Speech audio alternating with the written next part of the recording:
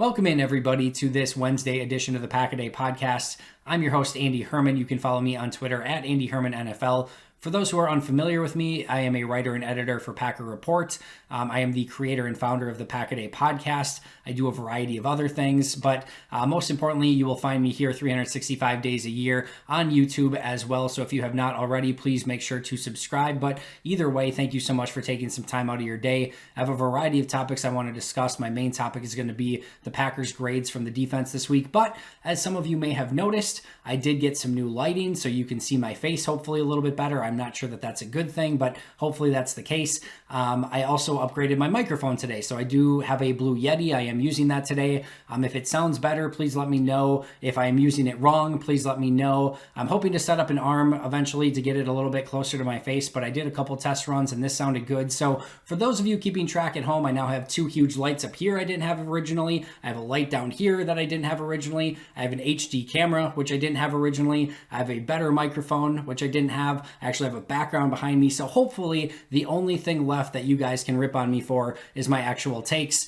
which is going to be way better, right? So hopefully everything else is as aesthetically pleasing as possible. But thank you so much for the feedback. It really helped me along. As I mentioned, I have no idea what the hell I'm doing with any of this stuff. I'm kind of putting it together as I go along. So your feedback has been tremendously helpful. Very quick note, had to represent the Bucks, sweatshirt today.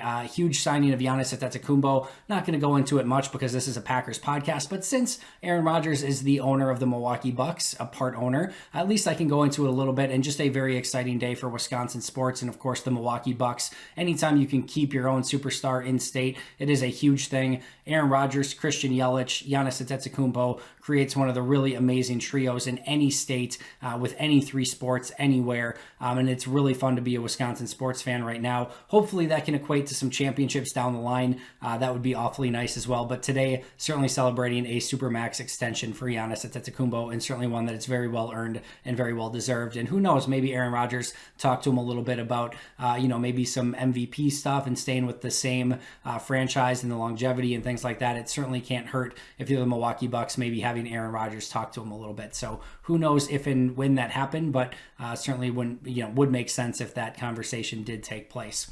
Some quick Packers news and notes. Dexter Williams moved back to the practice squad off of the practice squad IR list, so he's now available to be moved up if Green Bay would ever need him for a game. Ryan Pope, offensive tackle, released off of the practice squad. Delonte Scott, somebody I actually liked quite a bit in training camp, think he has potentially a future as a rotational player.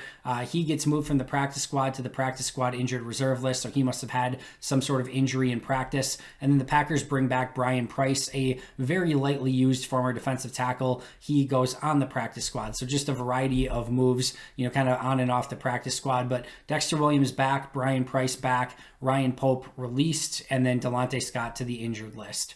One other note before I get to my grades, or one other topic, I guess, want to go over a little bit of the interior pass defense, because if you ask me, that is really where a lot of the issues lie currently. And with Raven Green being out, that is a major loss. Christian Kirksey, not exactly what you want as a nickel and dime defender from a pass, pass standpoint and kind of roaming the middle of the field. You've got Chandon Sullivan playing in the slot, who's had a really rough last 4 or 5 games. Really is struggling right now. Teams are starting to attack him a little bit more.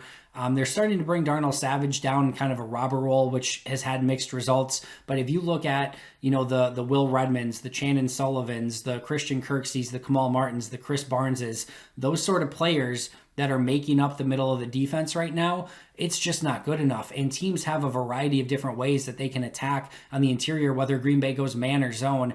And as you get into the playoffs and you're starting to face Sean Payton and Sean McVay and some really, really smart offensive minds that are going to take some of those mismatches and use them to their best advantages, that is a major issue that I think Green Bay is going to have to figure out something for over the course of the next 3 weeks before they get into the playoffs.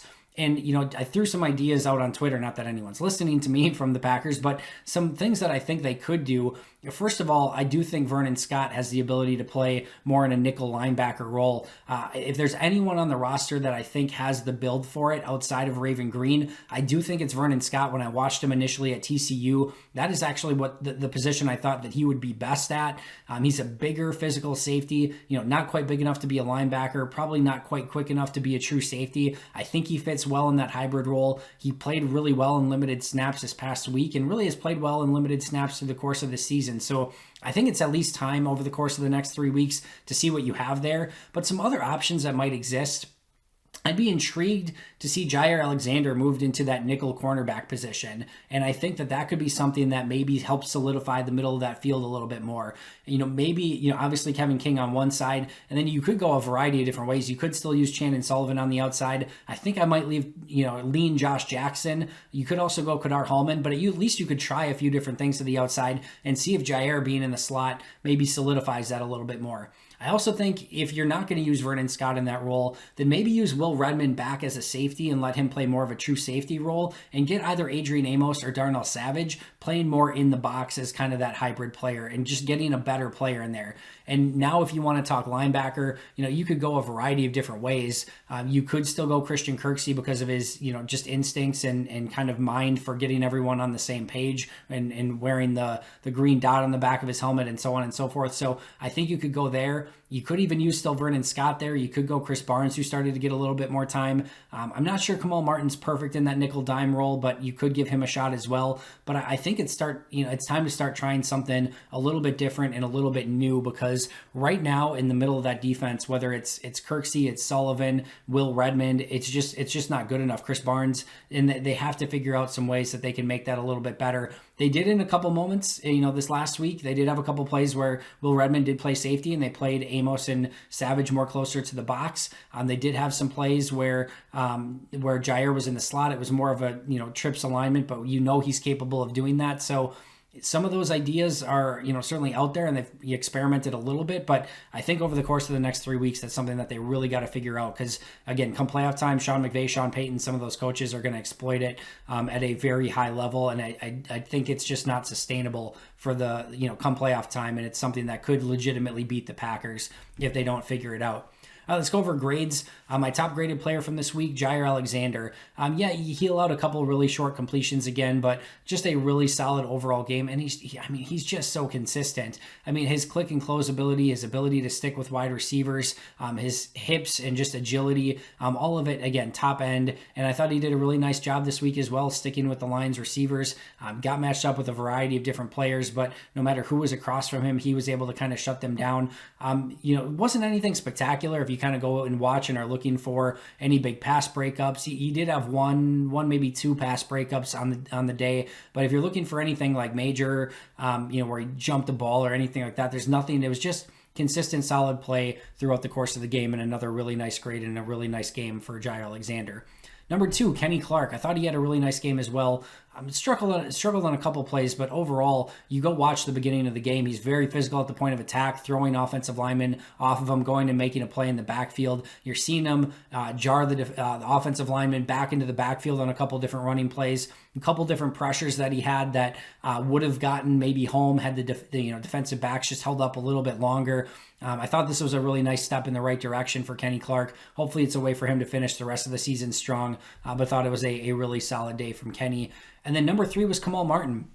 Didn't get a ton of playing time out there. Was more on obvious running downs and running situations. Made a nice play at the goal line. Made another play where he filled a gap really, really well. Had a nice hit on a play. Just simple, nice things. Had a really nice play kind of getting from the middle of the field over to the sideline, just using kind of his speed and instincts.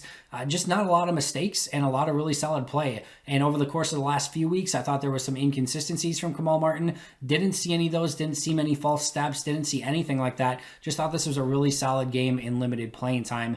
And then kind of an honorable mention would have been Vernon Scott. Again, very, very limited snaps, but had the big hit deep when he was actually kind of playing a true safety role, which broke up a pass. I believe it was to TJ Hawkinson, but I'd have to go back and look for sure. And then he had a couple other plays where he was involved with and thought he had a nice game overall. So again, he's a player that I think is deserving of more snaps and just to kind of see what he can do in these last 3 weeks of the regular season. My lowest 3 graded players, first of all, was Chandon Sullivan once again. And again, for those of you who don't know, I've been a huge Chandon Sullivan guy. Thought he played great last year. Thought he really came, started the season well. Had that pick 6 to start the year. Was playing with a ton of confidence.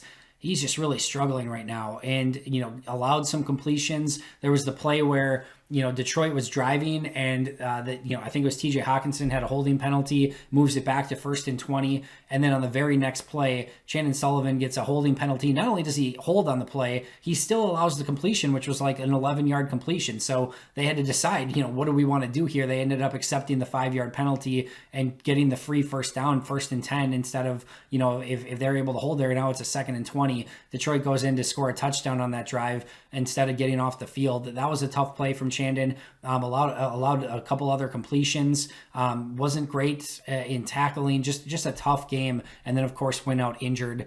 Number 2 on my bottom graded players this week was Preston Smith. I don't know what else to say. I mean, he's struggling. It's a grind out there for him right now. He had another offsides penalty. There's one play where he legitimately, it's early in the game, where he legitimately gets turned around and he's just like trying to back into the offensive lineman. It's bad. It's bad football. There's another play where he's got a tight end blocking him and he's just not making a ton of effort to get past that tight end and go make a play. And those are the sort of things that you want to see. He dropped back in coverage a bit. He rushed the passer a lot. It just didn't matter whether it was setting the edge, rushing the passer, dropping back into coverage. There's not any of it that's going really great right now for Preston Smith.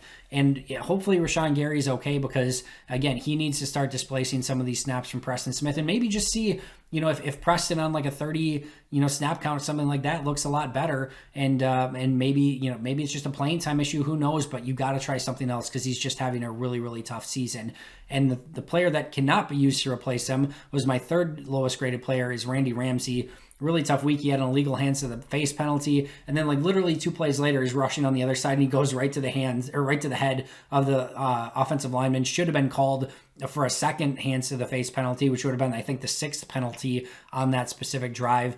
Had a couple plays where he was just washed out of the play, didn't really get anywhere near to the quarterback, and just didn't look up to par as a pass rusher in this game. So he was my 3rd lowest graded passer. And then honorable mention here. And the reason I wanted to mention this one is because I'd been, I talked up, Dean Lowry and saying I thought he had a nice game. He did have those 2 nice back-to-back plays, but outside of that, washed out of a couple plays again, didn't get much, rush as a pass rusher. The one play in the backfield, it was basically kind of like a tight end coming across. He threw the tight end to the side. It was a nice play, but, they didn't do a really great job of blocking him on that play. The pass rush for the sack was really, really nice. Don't take that away from him. I thought that was a nice play, but overall, if you're grading the entirety of the day, I thought this was a below average day again for Dean Lowry after 2 nice games back to back over the course of the last couple weeks. All right, that's going to do it for me. Again, provide the feedback if the audio, the video, whatever is not up to par. If I'm doing something wrong still, please let me know, and I'll try to fix it or update it. But hopefully we are in a good spot now. Make sure to hit subscribe if you haven't already. Make sure to check out Dusty, Steve, and Sarah on today's Pack-A-Day podcast. That's going to do it for me. Check me out tomorrow here on YouTube. But until next time, and as always, go Pack Go.